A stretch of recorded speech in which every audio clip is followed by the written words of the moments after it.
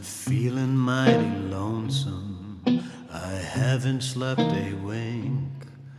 I walk the floor and watch the door, and in between I drink black coffee. Love's a hand-me-down brew.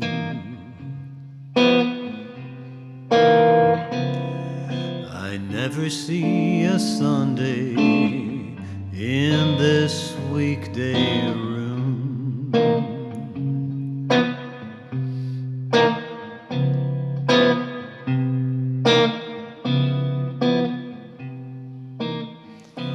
I'm talking to the shadows from 1 o'clock to 4, and Lord, how slow the moments go, and all I do is pour black coffee. Since the blues caught my eye, I'm hanging out on Monday, my Sunday's tears to dry.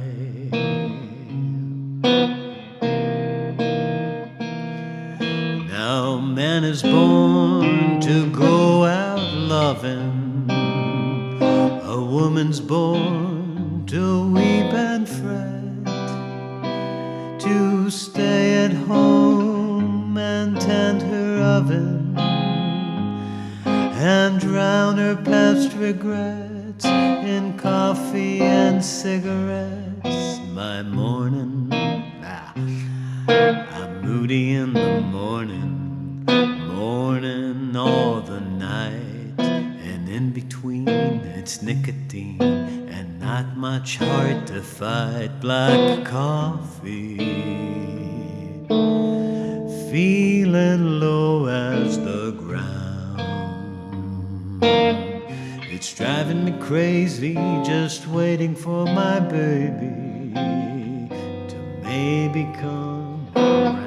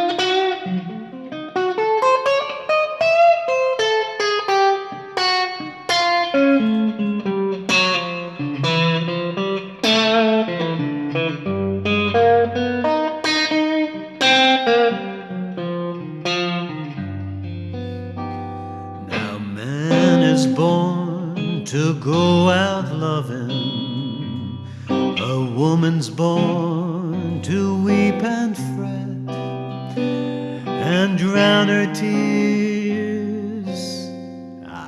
Has to go. Stay at home and tend her oven, and drown her past regrets in coffee and cigarettes. I'm moaning all the morning, mourning all the night, and in between it's nicotine and not much heart to fight. Black coffee, feeling low as the ground. It's driving me crazy, just waiting for my baby to maybe come around. Yeah, this is Peggy Lee. That's the famous version of this one. Hey, everybody. All right. So let's see what people are saying. Alyosha, what's up? How are you? Hello from Slovenia. Hey, how you doing, man? Basil, missed your answer about Armstrong earlier. I was saying his version's Wonderful World is haunted. Yeah, I agree with that statement. I noticed that too. I'd switch to the blues. Maybe. I probably would not. Whoa. All right. How about making some politically charged in vibe and affecting lyrics like the anti-Biden tune, like your old friend did with the vaccine tune? Marvin is not a political entity. I believe that people should not be told who to like on the news or who to vote for from people who play Fusion. Just my take on it. So I never tell people. I steer away from that shit like the plague. Hey, Mohammed, how's Bangladesh these days? Got some Gigolo pizza coming to celebrate Friday. Fuck yeah, that's awesome. Yeah. So that's that Peggy Lee song. For those of you guys who are musicians, man, that's a great song. And it's just a blues, but they're using that. It's two Hendrix chords that are a half step apart. Great tool. A lot of Monk songs do that. Hey, David, going.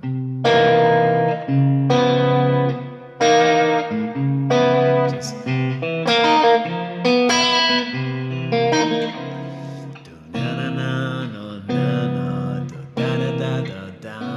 Hey, Luis. Down to the four chord. Black coffee.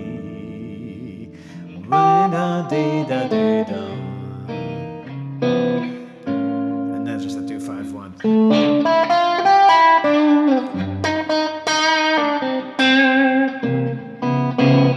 So just paddling between those two chords a half step away, super nice trick. And you could really, that's a kind of change you could really play inside of too. It's like the original side step, you know, because it's harmonic side. That's a beautiful Suhr guitar. Thank you. So.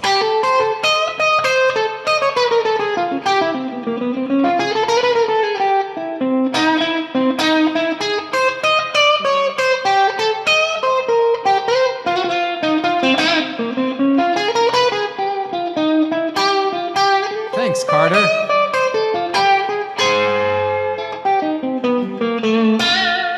And the band behind her keeps playing this every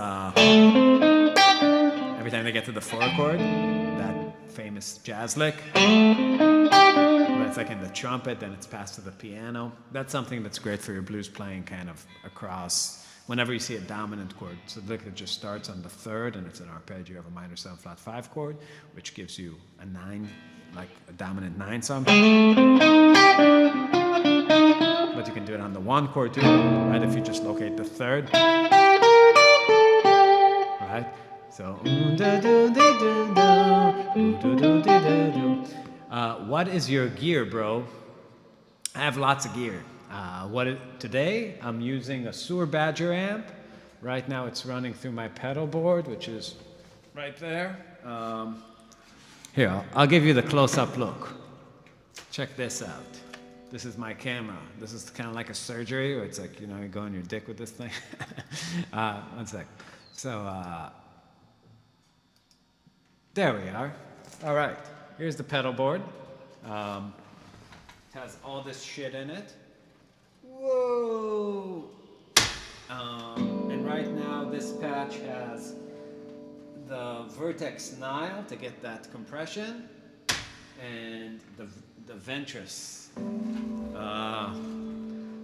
You know, so that's what's going on there.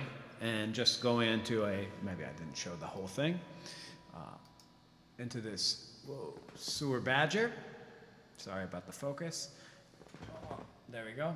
And these are the settings. And it's just set up, with the gain non-existent on the amp, just like all the way down. And the power and drive basically almost non-existent. And the rest of there's a tiny bit roll off on the treble and some bass. The bass is kind of on 6, middle, right around the middle.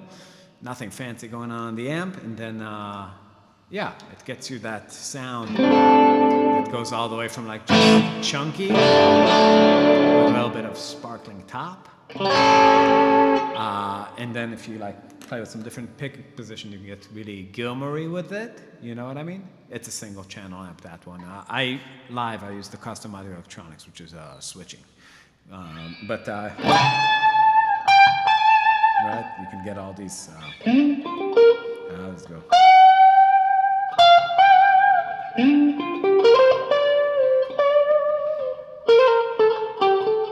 I don't know how that solo goes, but that glassy, clean tone that's really grabbing the notes a little bit, you know?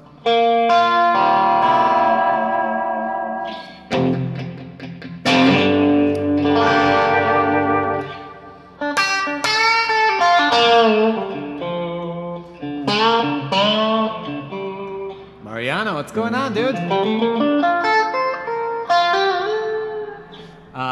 This is in Chicago, right on.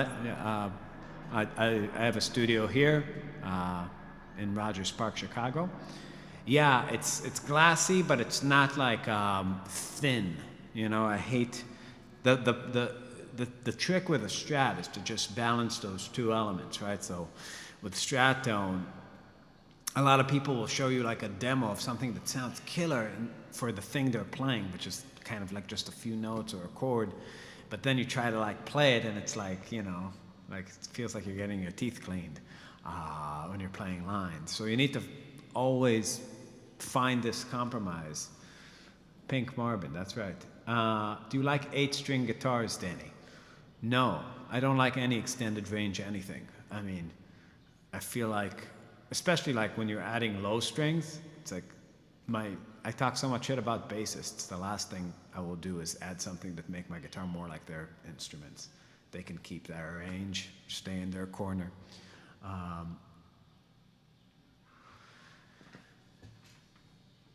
Yeah, thanks, Mariano. Yeah, but the glassy tones, I mean, for me, it's like, I'm a big Stevie Ray Vaughan fan. I've always thought that was the best guitar tone there is, and it's like always need something that when I hit hard, has a chewy sound. I don't know, I've always described it to people as like, it feels like you're chewing on metal, but somehow that's not painful. It's like when you hear Stevie Ray Vaughan, it's like you just want to take a bite out of it, but it's very metallic, right? So you need something that squashes, like just like does that thing. Now, there are different ways to get that at a low volume and at a high volume, and that's the tricky part. Because if I had a super here, like a Fender Super Reverb, like a 40-watt amp, and I had it cranked, it would do that, but it would be very, very loud, which is great for playing a club. But if I want to get that at home, I need to get a little bit of soft compression happening. So you'd either have to have an amp that does some attenuation, or a pedal like the Nile that has a preamp section and a compressor but you're not. I mean, the thing I see with people is that everybody you give a compressor to kind of sets it up to do the Brent Mason, I don't know what the fuck his name is, but you know, like the Nashville chicken pickers, and I hate that sound. And that's not what, you know, if you just use compressors to imitate a really chewy amp sound, you can really get close. It's not the same as playing a really loud amp, but it's a good compromise for the bedroom. But yeah, it's like that.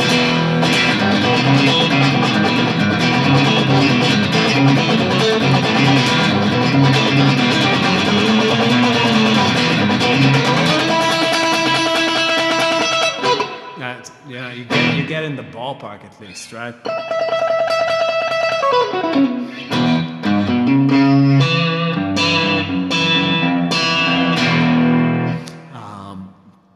So.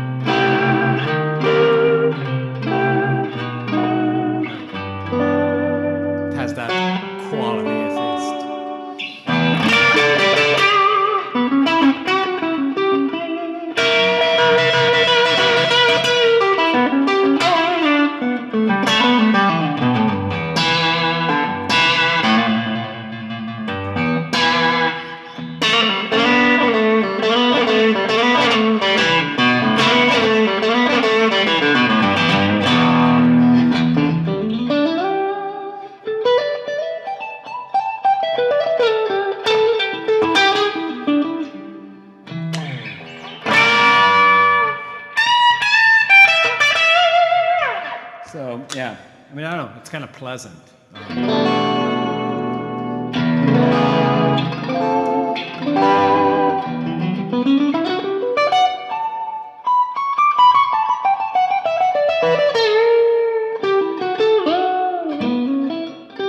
you get these kind of tones all the way from like Stevie to even like Jeff Becky kind of things. So, you know, if you start playing with your fingers.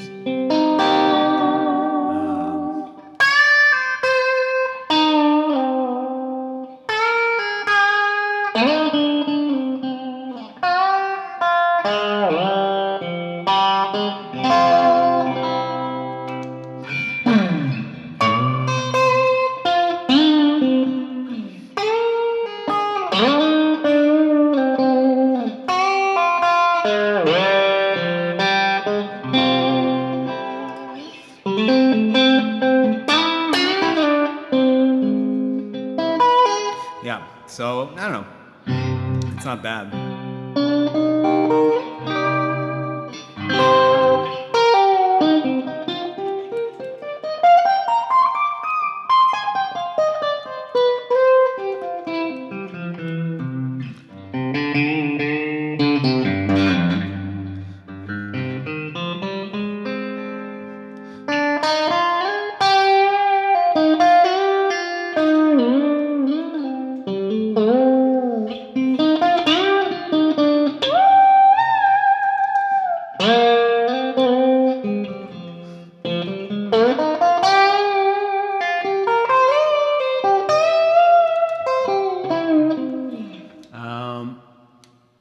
To get my poor man's Plaxitone, aka Scott Henderson Bluestone, I use the comp into the Holdsworth OD and then into an old SD9.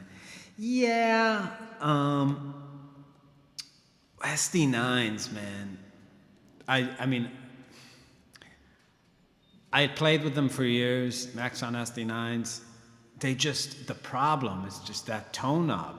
If you don't set it exactly at this one sweet spot, which is basically rolled almost all the way off, it's the worst sounding pedal ever made. I mean, I really like the Vertex version of that pedal much more than I like that pedal itself. Also, the Holdsworth pedal is literally, I mean, I hate to tell you your kid's ugly, but like, it's a nice sounding pedal, but Holdsworth never used it. Never. He just needed some cash. And those guys at Rocket were like, hey, can we make you a pedal? And he's like, you know, old and basically on his way out and almost dying. And it was like, okay. But I mean, in 2012, I was setting up that amp, his amp, for him before the shows because he was, you know, out drinking and couldn't carry shit because he wasn't feeling too good. And he just used a little MXR boost into all these Magic Stomps, even on his final tours. And that album was that drive wasn't on any, never used it, never on any albums, never on any CDs, you know, and never live. It wasn't a part of his rig. So it's like, I mean, it's clever marketing. He maybe was kind, you know, he wasn't really doing much music at his like later years. So I guess they just made something that they thought sounded like it and sent him one. He was like, do you like it? Are you okay with us doing this? We'll pay you. And he was like, yeah, I need the money. But I'm sorry. It's not a sound. I mean, I'm sure it's a sound he approved of, but it's just not a sound that he used, you know, which I know is a bummer, but it's just the truth. Love Jeff Beck. Jeff Beck is great. It took me more than 30 years to build my style and vocabulary. I'm 59. I don't know how could Dani achieve that maturity that soon. You are literally the first person to call me mature in my life. I feel like I am a walking, shining example on how you can resist maturity. You know, and drag that vibe into your mid-30s. But I appreciate what you're saying. SRV had a residency at Cattenham Street Warehouse in San Marcos, Texas. I went in college '81 every Tuesday night for $2. That is just fucked up. There's nobody I would love. I mean, I feel like him and Django Reinhardt and Louis Armstrong would be Charlie Parker. Would be like the people I would love to hang out with the most. Oscar Peterson too.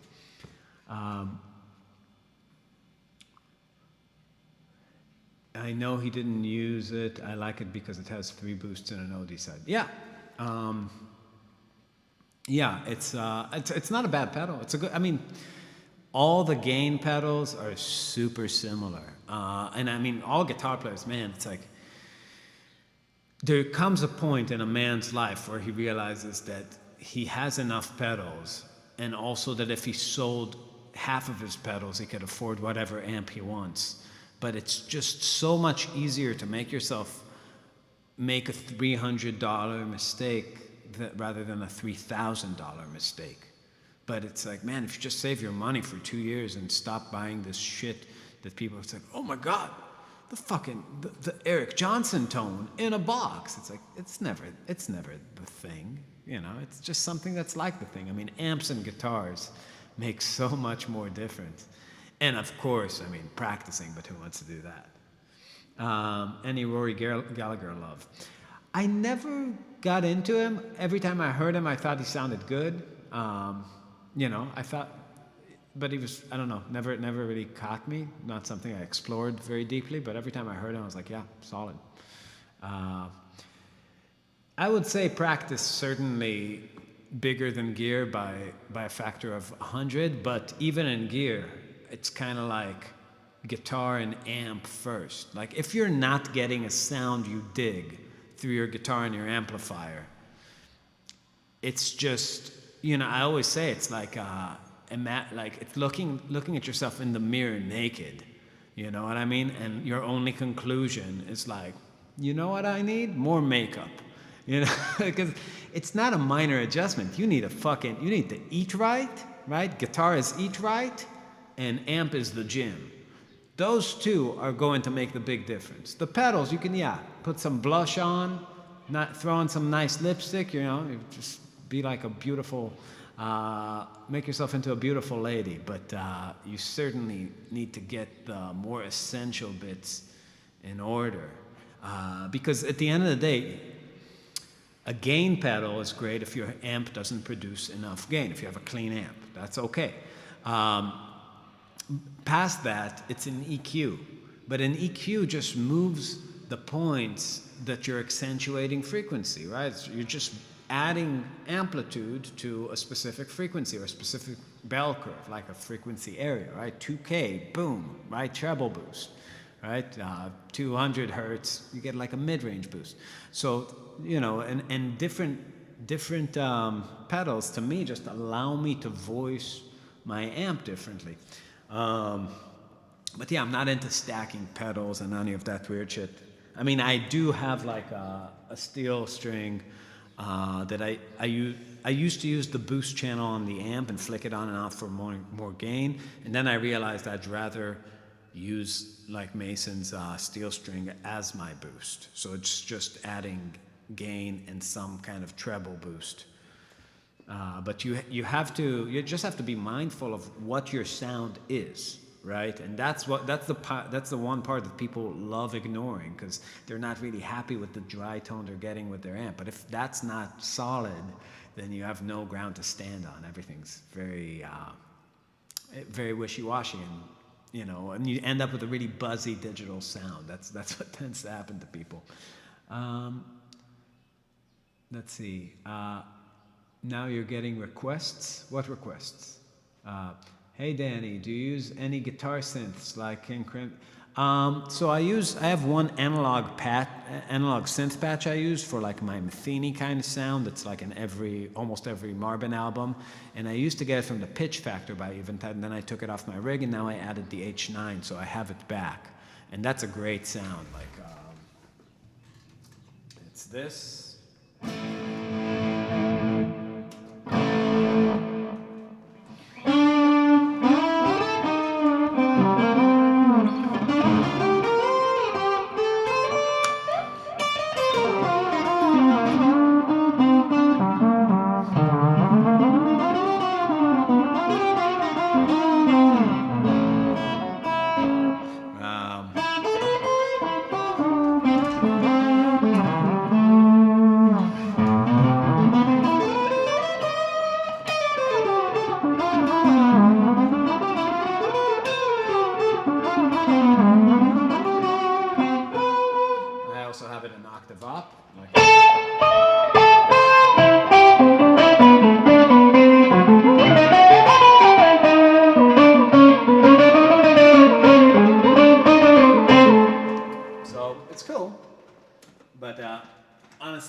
probably set my amp with more gain.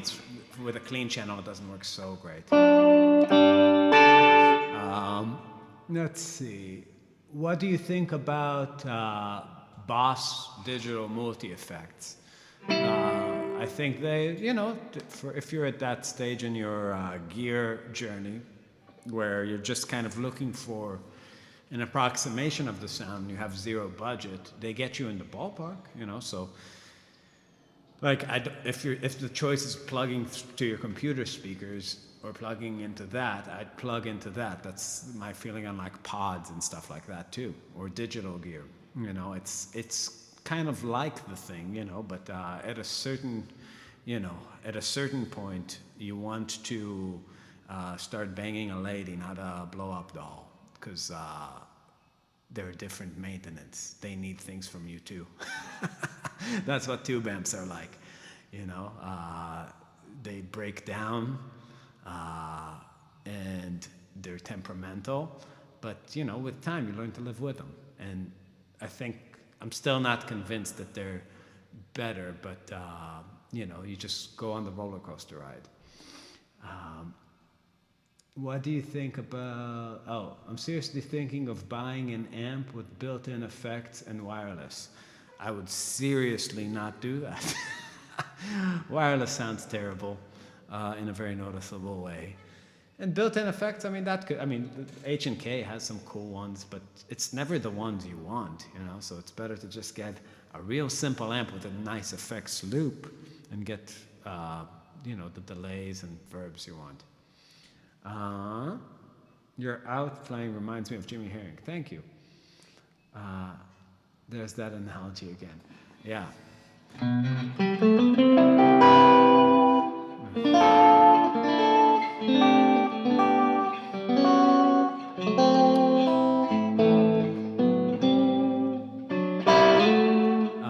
What if you're okay with settling for Asian massages with happy endings instead? I guess that's what a Boss pedal is like, huh? Japanese massage.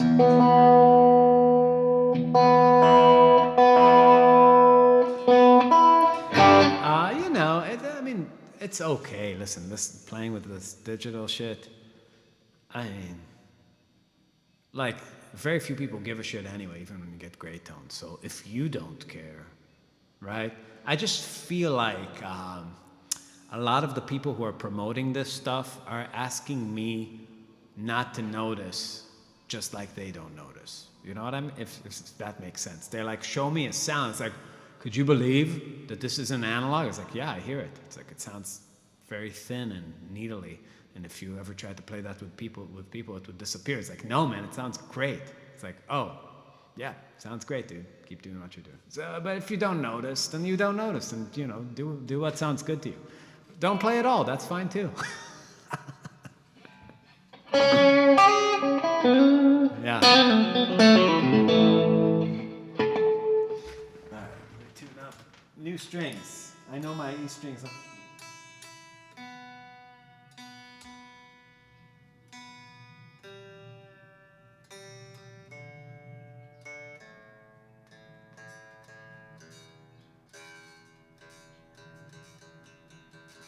There we go. Yeah.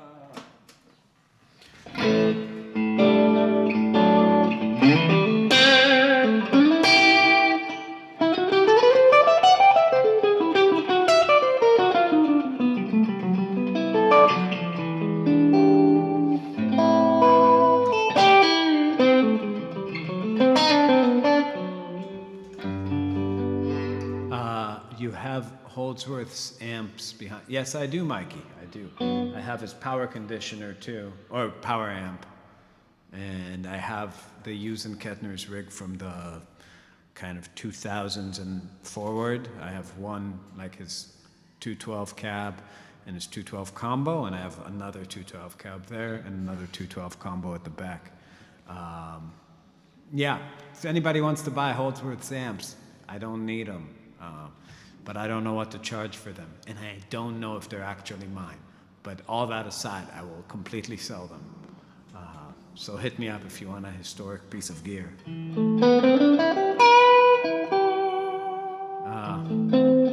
I don't have any carbons. He just left them at my place in 2012 and never picked them up. Yeah, this is right now it's a tube amp. Yeah, it's certainly a tube amp. No digital stuff here. The 335, it's stock pickups. I think it's a dot neck from I think 82 or 83. What difference can you see between a sewer Strat versus a Fender Strat? It's like it's like comparing butter to margarine. You know, it's way better. It's better. Like it's much more playable. It stays in tune great. It sounds better. Pickups are better. Bridge is better. Every component is better. It's not the same at all. It's so much better. If nobody has looked for the amps, they're yours, bro. It's almost 10 years. That's true, Mr. Rabin. Yeah. But yeah, also nobody's contacting me about buying them, which is a bummer. I mean, I'm guessing they're worth a lot of money because Holdsworth fans are pretty gang-ho about him. But yeah, I don't know. I would certainly trade those for some sewer amps. Attention to detail. Yeah, that's the big thing about the sewers.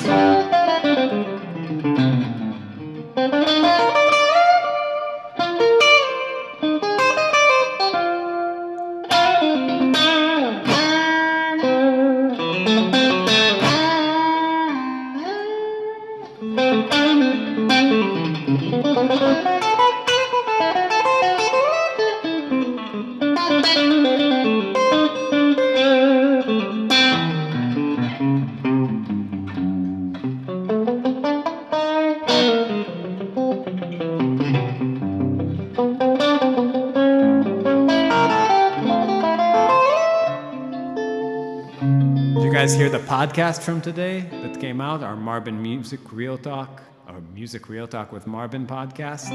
Today was a great episode.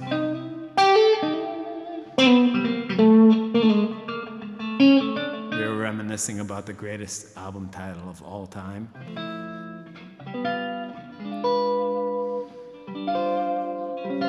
Why can't Fender make better guitars? That is a good question.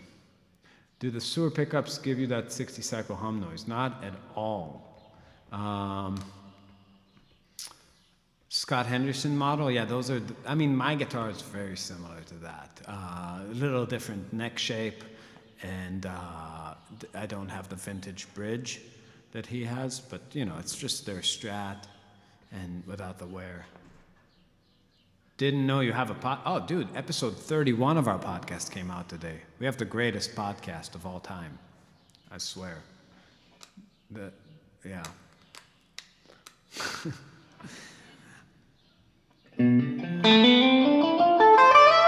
Can a pedal and an amp setup like SRV sound better than just tubes? SRV always had a pedal on. You know, SRV, Stevie had 2 tube screamers, and the one at the end of the chain was always on. A super reverb, if you plug direct, I mean, even for the clean stuff, right? Lenny and stuff like that, that's a tube screamer. It's just not the tube screamer that's gainy. So he had one that was basically a boost, like a mid-range boost, to push the amp. And he had another one that he would use like for, you know, like that, that kind of thing where it was getting grainier. But the clean tones are driven with a tube screamer. There's really no, I mean, even Riviera Paradise, all that stuff, it's still that sound of a tube screamer with the gain rolled down all the way and the volume open all the way, right? And that's basically what he's always using as at the end of the chain, right? The last pedal. You always want to go into your highest gain pedal first, to where you get the color of the boost. Hey, Deacon. So, yeah, when you're set, I mean, I have one in my chain. like this sound. It's kind of like a Stevie thing. When you compare those two, this, that, right? So you hear how much? If you layer that on top of it, it gets.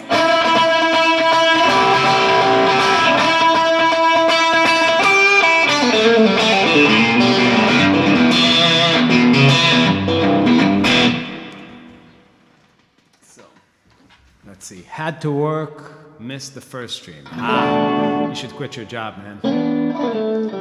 Go full time. The vintage bridge really did stay in tune. Had 3-tone burst and all. Yeah, those are nice guitars. I really dig the Scott stuff. Is the PRS Silver Sky similar to a Sur quality and feel? No, it's not similar at all, actually. It's a good guitar. It's a good, when I was at Sweetwater, I had to make some videos for them, and they insisted that I play one of the guitars that they're selling. So I had to go, and they're a dealer of custom shops. And they must have had 12 that I just kept pulling down the wall, putting back. Just terrible guitars, super heavy, like super heavy guitars. And then I was like, after the 12th one, I was just like, fuck, can I try like the PRS, the John Mayer one? And it's like, that was fine. There are a lot of qualities about it, like the neck profile, that I'm not crazy about. But it's like, it doesn't bug me too much to play like a radius neck. Some people are really, it really throws them off. I'm okay with it, but it was okay, but it's just not the same direction of design as the Surs. These are, if you grew up playing metal, playing rock, if you're used to big frets and flat necks, and then you kind of, life steers you in a direction where you are looking for a more kind of organic, vintagey tone. It's really that, right? That's what they make. They make some sort of compromise between super modern playable instruments. They also have like their modern series, which are just metal guitars basically. But I'm talking about their Strats and their Tellys. So they have the playability of those kinds of guitars with the tonal quality of old instruments. You'd think Fender would be able to make better guitars than Sur and sell them for less, given their scale. I don't think you can make a guitar the quality of a Sur guitar for much less than they're selling it. I don't think it's just marketing. They're using expensive parts. They have expensive machines. Everything is super quality controlled. They pay people who know the job a lot. Decent salaries. So I actually don't think that, if you scale up an operation like that, I don't think that they would reach like this point. I don't think there's a demand for a high quality instrument that would justify having a factory that big. And, sure, they could probably, if they start competing for that market, maybe be able to sell them for 2,000 instead of 2,500, or 2,500 instead of 3,000. But I don't think that the margin they would make that make sense. Let's see, Deacon is now here in time to party. That's right. Just need Neil and we're good.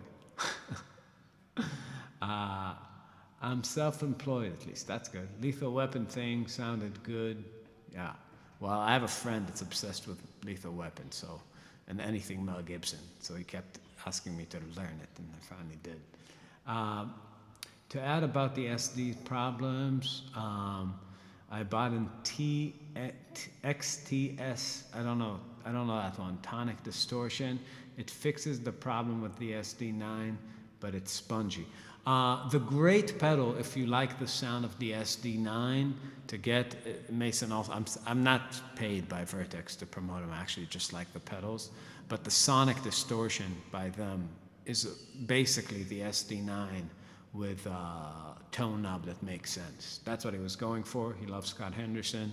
And Scott Henderson was using it until Mason got into hot water with the wah thing. If you guys don't know about that scandal, he made a wad that people had copyright claims, like basically they said he stole it from something else. He got in internet trouble with the Gear Page nerds, and whatever. Long story, but a lot of the people who were endorsing him dumped him because they didn't want to, the thought of them getting in trouble for using gear by somebody who's in trouble made their vaginas itch. So those pussies just basically turned their backs on him and stopped using his gear. But Scott was using that sonic distortion for a second, or the what's it called, the dynamic. Sorry, it's called the dynamic distortion by Vertex, because it's really the same kind of pedal. Yeah. When a guitar comes off the line, it's sort. It doesn't meet John quality specs. They will start over. Yes, they do have a great attention to detail, and they constantly are throwing away guitars that aren't right. Even if you had to wait a long time for them, they'll just throw it away. The Gear Page could be. I used to hang out there in like 2015, and I was just like, whew, right? It's like, this is too intense. People are really. It's like, fucking nines. You gotta play nines. You're an idiot. Yeah. It could get real over there real quick.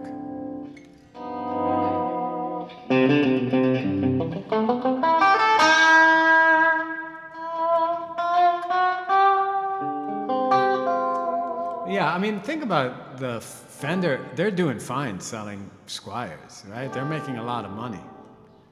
I would like to have a sewer. I'm about to get my second one. I had a real moment where I was like trying to, I designed it like, cause I'm one of their artists, not the ones they fuck with the most, and court over, but I get their artist discount, and I designed one for me to have that had a humbucker and 2 single coils, and then I just couldn't do it. I called them back. I was like, scrap that. Let's just make it another single coil guitar. But I'm getting their vintage 60s guitar instead of the Michael Landau ones, because this flavor that's in this guitar is just so specific. And it's great for what I do, but one guitar like that is enough.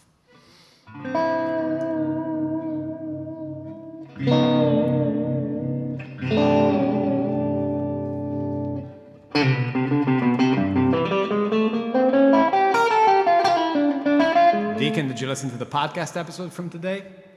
When we made Aggressive Hippies, we were on the road for a while. It's a spoiler for the episode, but yeah, we were on the road and we were reading a bunch of scientific biological literature about ducks, and we found out that ducks' dicks are shaped like a wine key and are very long. And then we found out that pigs also orgasm for 30 minutes. So we wanted to name that album Fuck Like a Duck, Come Like a Pig. I thought it was the greatest album title of all time, but we were talked out of it. I think at the time we were still with a label, and they were like, we are simply not putting out an album called Fuck Like a Duck, Come Like a Pig. And I thought that was a great miss, because that's just the greatest album title for fusion, like, in the world. Yeah.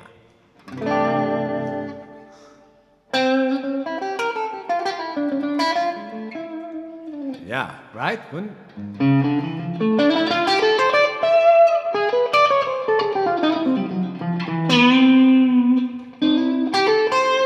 I just lost 8 people just with that comment immediately.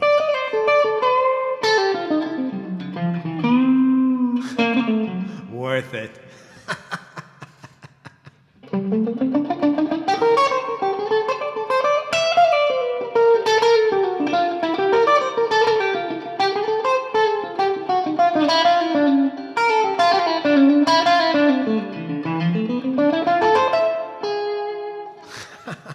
Oh, Stephen, hello.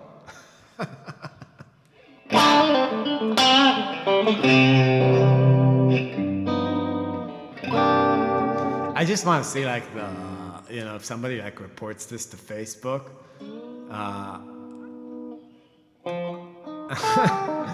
Somebody reports like, he said, fuck like a duck, come like a pig. That should not be allowed.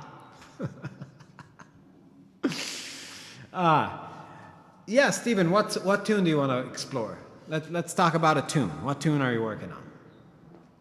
They're missing out. That's right.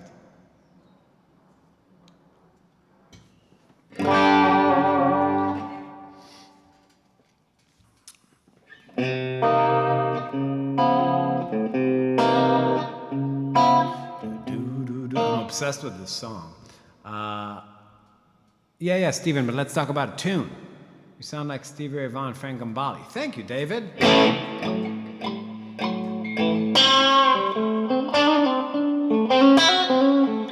Cry Me a River. What key is it in?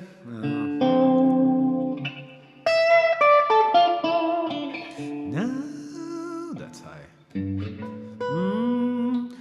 Now you say you're lonely. You cried the long night through, right? So you can. How's it go? Do do do do do do. Do do do do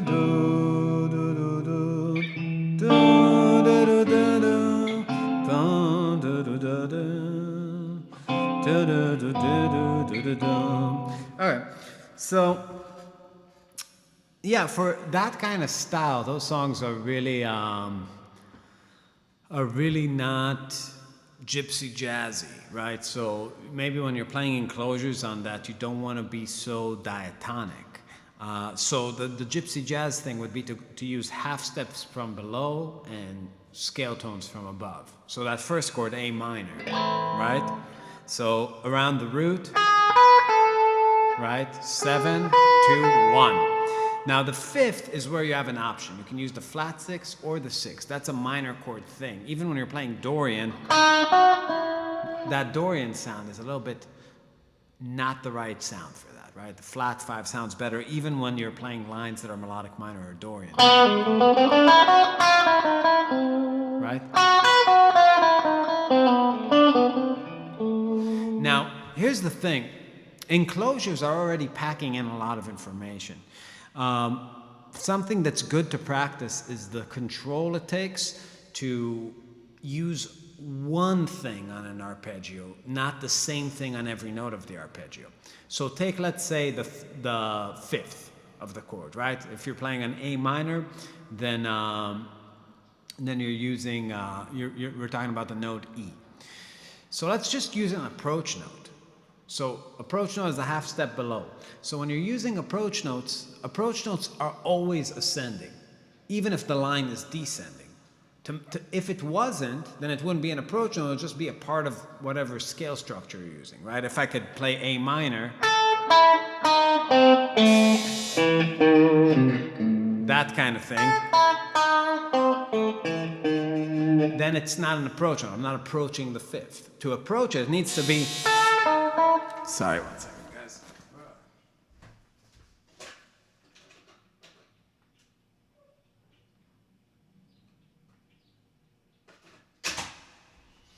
All right. So, to approach it, I need to be going up to the fifth, right? So, that's a great way to practice an arpeggio, right? Right? If you were doing it ascending, everything is only going up. So but it's a real sound. Now if you do it to the third, right, it sounds cool too. You can do that on any chord in the song, right? A minor, D minor, G7, C major. Right, I'm just using it on one of the notes of the arpeggios, not on every one. Because if I do it on every one, the ear picks it up and it becomes a very obvious pattern. Nothing wrong with it, but it gets very predictable. But if I just use it on one thing. Now, a cool thing to do, approach note, you can use some sort of chromatic enclosure, and you need to find one that really works, that sounds nice. So there are all sorts, right? But something that's nice is that one. To me, that's not a scale thing. That's a 5-note enclosure. I'm using 5 notes before I get to the note I'm looking for. So this one started 2 half steps below the root of A minor, jumped up to the second, flat second, and then an approach note. Right? So 1, 2, 3, 4, 5, and then the note.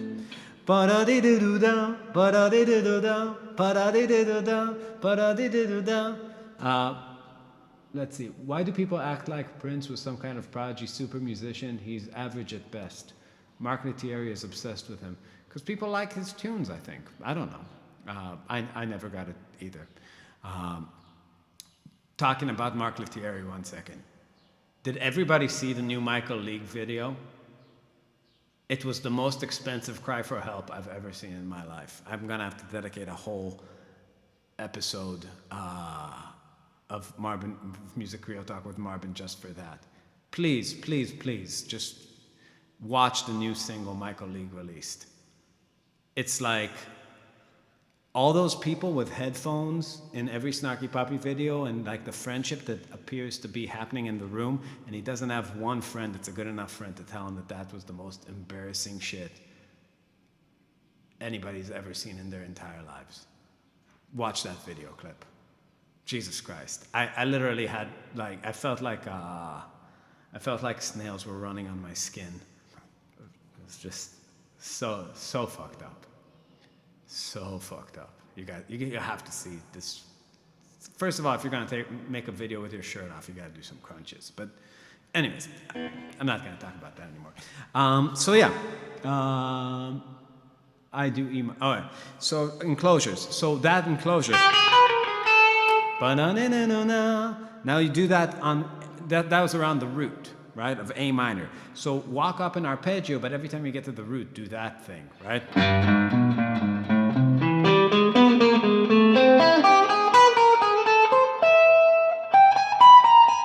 Descending.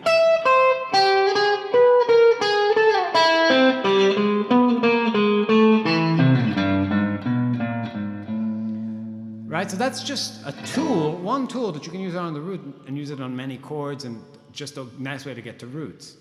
What is the video called? Can't believe I'm promoting this guy, giving him clicks. Let's see. Michael League. It's called Right Where I Fall, official music video. Released 18 hours ago. I mean, I really want to do a reaction video. It's, I don't know a good word for that feeling. Cringy. It was extremely, extremely cringy to watch. I cringed. I was like, oh, ho, ho, ho. Oh, ho, ho, ho, ho, ho. You need to have friends. This is why you have to have friends. Mike's my friend, meaning, you know what, Steven? I'm going to tell you that you are a bad friend for not telling him that shit was embarrassing. If Dani made a video of him sitting in a chair with his face tied up in like a plastic bag and he's making faces, then I would be like, Dani, do not release that. Do you have mental illness? Why have you produced something for $75,000 that everybody's going to think is ridiculous? So I'm saying, you need to check yourself, Steven, and be a better friend next time. You need to have good friends. Yes, you need to tell him to take it off the internet. All these people that are egging him on, that telling him that that's a genius move, are insane. I'm saying the song isn't bad, but like, come on, that was wild shit.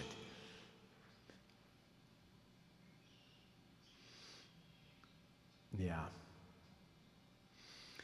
Mark Lettieri is a badass player. I like Mark. And he's also a fabulous human being. He's a very nice guy. And I'm sure Michael League's a nice guy too. I don't know him. I'm just saying. This is more of a critique of Steven and telling him that he needs to be a better friend and stop his friends from releasing crazy videos. All right. Also, do you use those kind of approaches on extensions like the 9 or the 11th? So, when you're going, there are two kinds of ways of playing approach notes, right? I mean, yes and no. It's like it ends up happening, but you don't think about it that way. Does that make sense? So, like you definitely would use like an approach into the 9.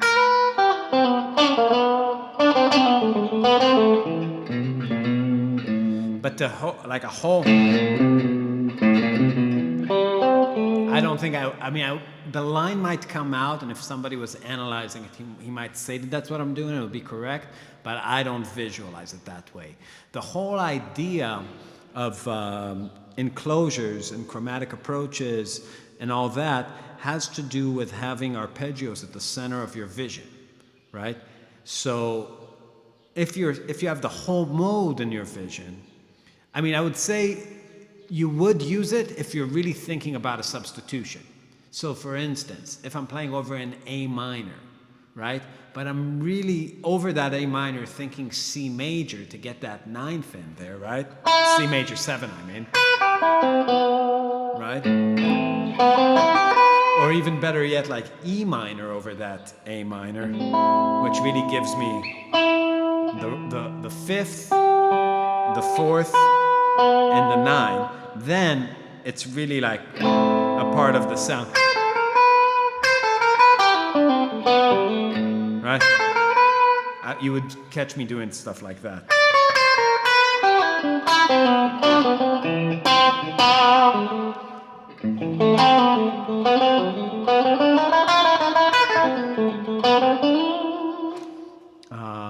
Yeah.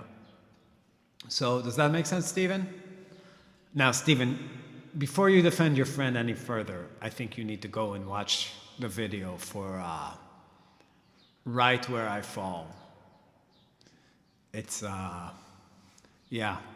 I feel like people releasing insanely oversensitive materials with themselves are sort of protected by the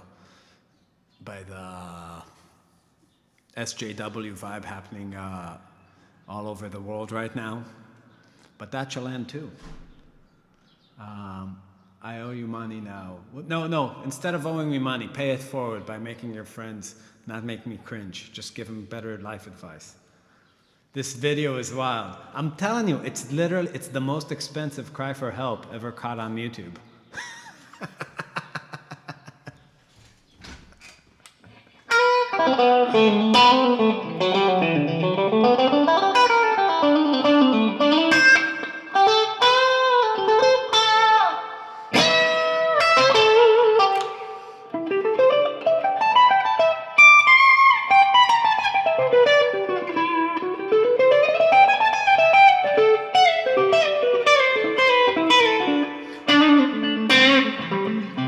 Just to not be hypocritical, if you guys ever catch me doing something like that, I give you all permission to take a big shit on me to my face. Metaphoric, not literal.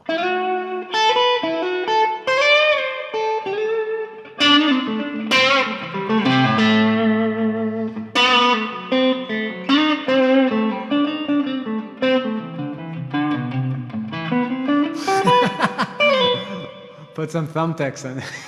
And a worm on your fretboard. That's right. I see. I'm making him a lot of new fans.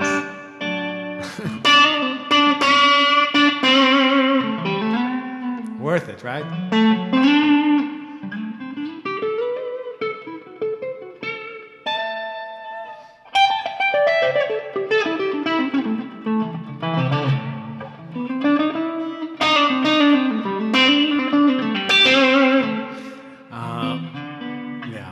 As a man, I always, Danny told me something that is really rang true.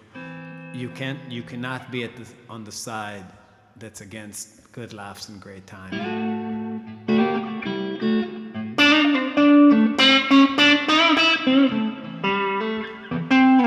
Always be on the side of the funny.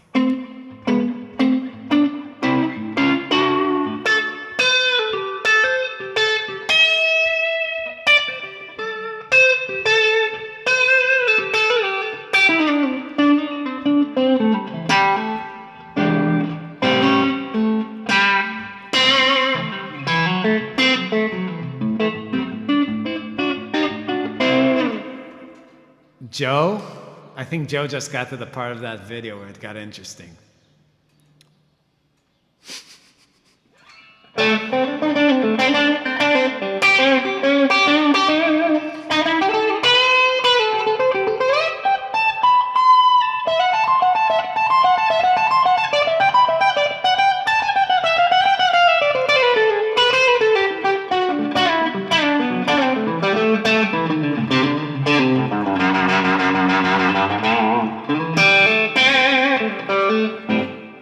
Right? I'm telling you, a lot of these people that like really liked shreddy, like fusion drumming are like, what the fuck did I just see? That is just, it's just when trying to cross over, backfires. Trying to find it again on my TV. Yeah. It's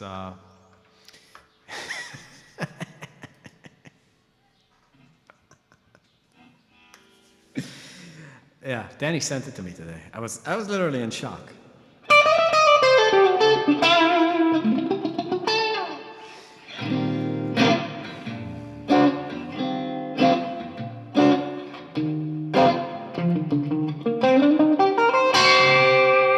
I should play something. Let's do.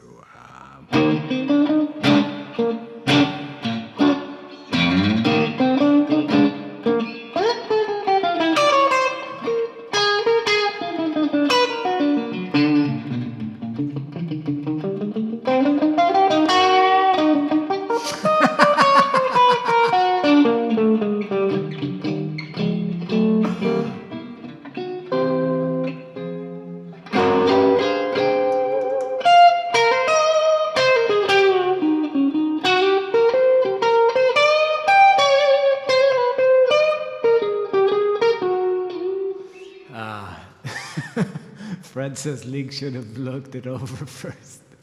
Well, it's hard to look it over when you have a potato sack on your head. Man, last Saturday's James were all the things I needed. Thank you. All right, Jessica. There's a music lover here. I'll play a song for her. How about that? And less shit talking. This thing took a detour.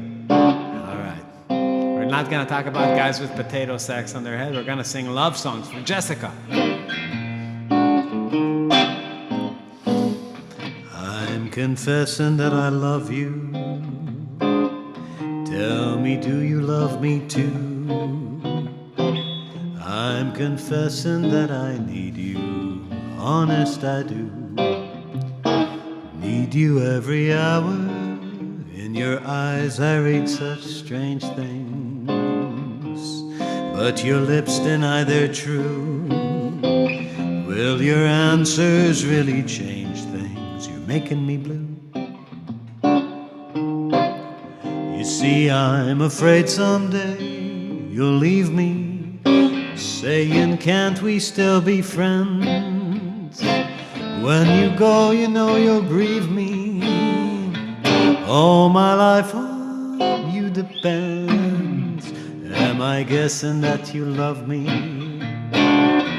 Dreaming dreams of you in vain. I'm confessing that I love you over again.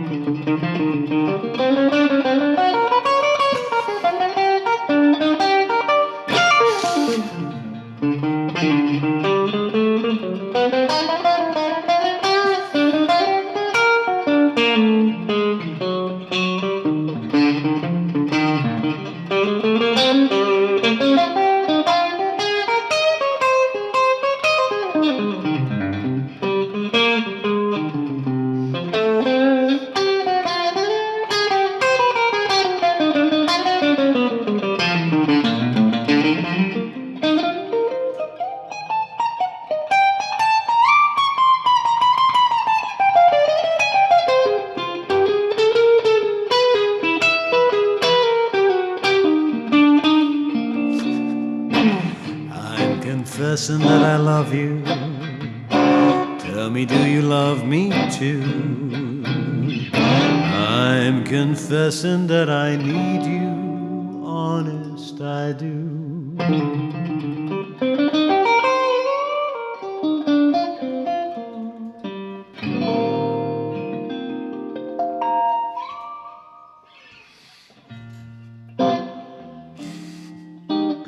God, I have to shut this down. Every time I was looking up, I could see Michael licking the potato sack on his head.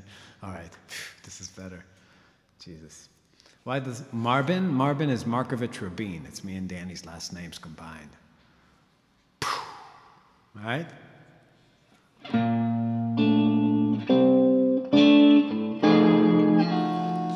Hope my attitude won't bother you, but the day was long and my mood was blue.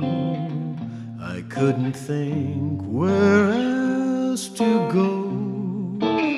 I just dropped by to say hello.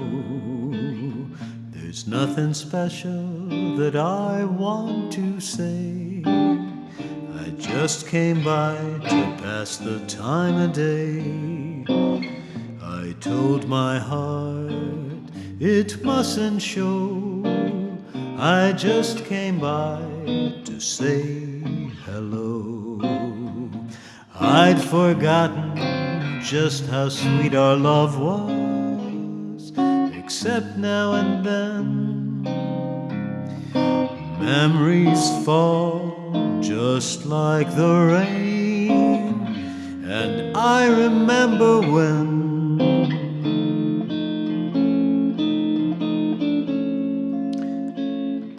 don't let me bore you anymore. I'm not quite as lonely as I was before. I didn't mean a thing, you know. I just came by to say hello.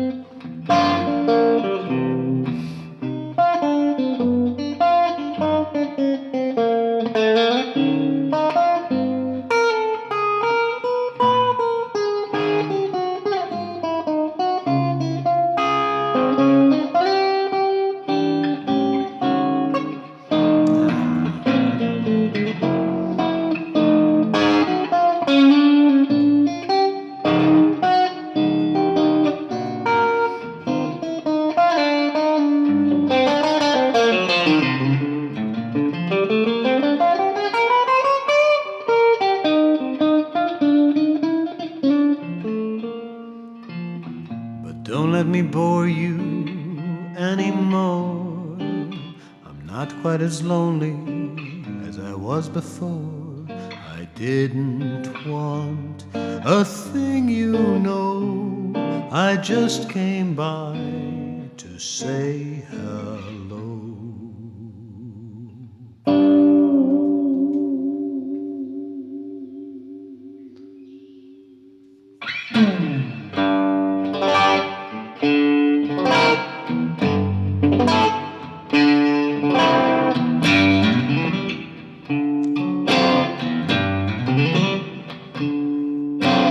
Hold me close and hold me fast. The magic spell you cast, it is la vie en rose. When you hold me, heaven sighs, and though I close my eyes, I see la vie en rose. When you press me to your heart, I'm in a world apart, a world where roses bloom, And when we kiss, angels sing from above. Everyday words seem to turn into love songs. Give your heart and soul to me, and life will always be la vie en rosy.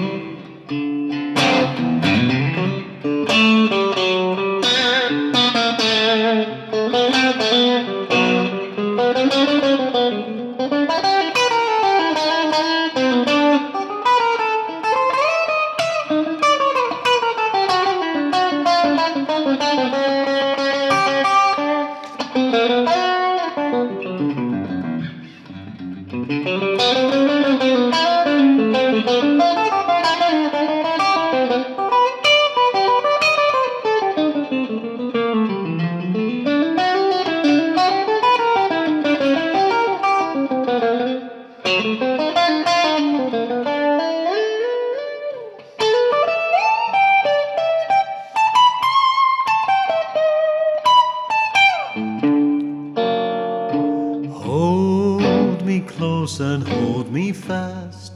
The magic spell you cast, it is love beyond rose. When you hold me, heaven sighs, and though I close my eyes, I see love beyond rose. When you press me to your heart, I'm in a world apart, a world where roses bloom. And when we kiss, angels sing from above. Everyday words seem to turn into love songs. Give your heart and soul to me, and life will always be la vie en rose.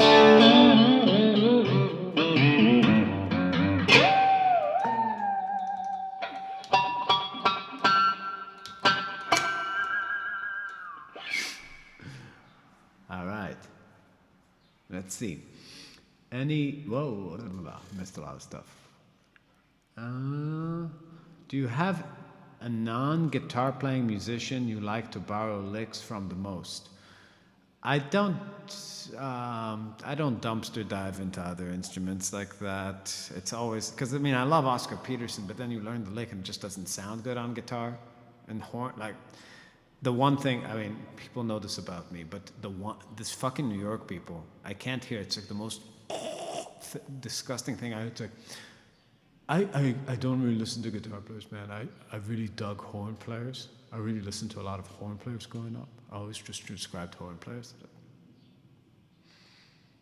Go to your macchiato. Leave. Yeah, it's...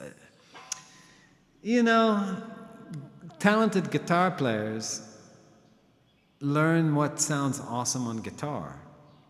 And again, you can come up with a lot of cool shit and you can be inspired, and that's all great, but there's so much of the technical and the physiological part of playing that you learn from great players like from Wes Montgomery or George Benson or Scott Henderson or Alan Holdsworth, and you know, even how Alan Holdsworth is, you know, it's like, I'm sure he listened to Coltrane a lot, but it's like, you know, a lot of his stuff is kind of, I mean, there wasn't anybody like him before, but it was also kind of a point where technology really changed, you know. It's really using those high gain amps for the first time. Those notes were able to come out. So there wasn't a good place to dig in the past. But if you're using similar tools, see what other people have done. Nice whammy, thank you.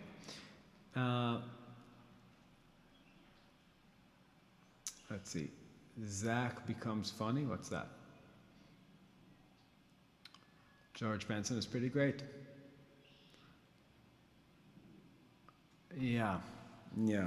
I mean, but I don't know. I play guitar because I think guitar is awesome. I still think, I've always thought guitar is awesome a lot. Like, you know, a lot of people take a dump on their own instrument. They're like, oh, it's like, I hate the guitar. It's like, so what, really? Why do you play it? It's like, you don't hate the guitar. You know what I mean?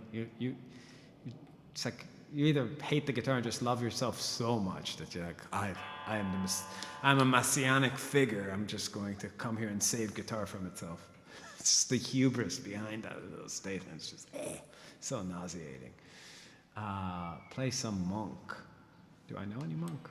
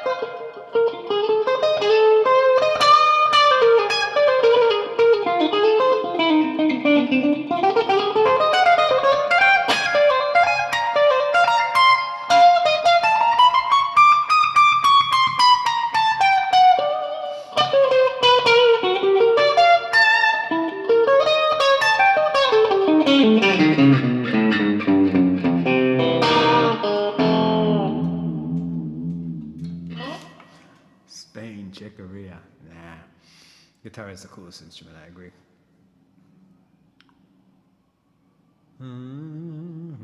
I think Strats look much better with it. Yeah, I agree with that. You're welcome, Joe. I don't listen to French horn.